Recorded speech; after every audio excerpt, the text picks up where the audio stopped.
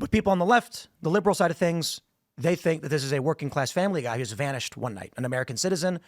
And I think it was actually Hassan. Well, people don't think he's an American citizen. I mean, they're up to speed on like Hassan Piker thought he was from Maryland.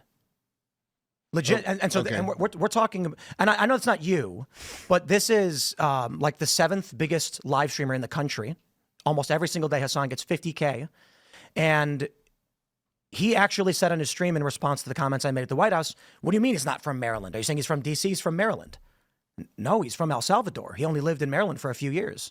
Okay, I mean that guy talks for 8 hours a day. Like you can parse any particular For sure statement, but like I mean that to me everything that you said. First of all, half of it sounds unrelated. Like he's had past interaction with law enforcement, like domestic violence and stuff like that.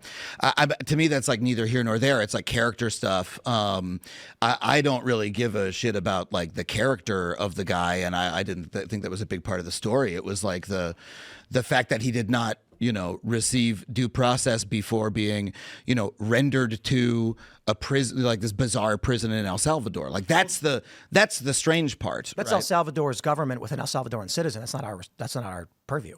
I mean, he's like sent directly to this like gigantic, complex. It's in a like highly public way, in a way where like the administration, is making a show of their refusal to, follow the law. It's bizarre to witness, and like the sort of narrow legalistic. Oh, he had a hearing. He was da da da da da da. It's irrelevant to like the purposeful spectacle of the Trump administration, sending this guy who they admit they should not have done this, but they're like, we don't give a shit. We're doing it just because we hate guys like this, and we want like even people who are in the country legally to, be afraid and to self-deport. Yeah. Like it seems like the only justification is purposeful cruelty for doing I don't think they call on any legal immigrants to self-deport. They're calling on illegal immigrants to self-deport, offering up $1,000 if they do. The guy had a legal status to be in the country. He did not. Legally. It's not true. Withholding of deportation isn't legal status.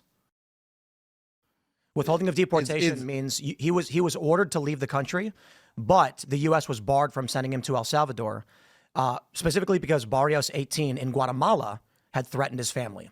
So the question as to due process was, this is why I think the actual legal standard is called harmless error. If he actually got either USCIS interview as to the withholding of deportation, it would have been voided because El Salvador no longer has the crime rate that it did 12 years ago or 10 years ago. The issue is, are you still at threat from Barrios 18? The answer is no. And so then your withholding of deportation is void. We can deport you.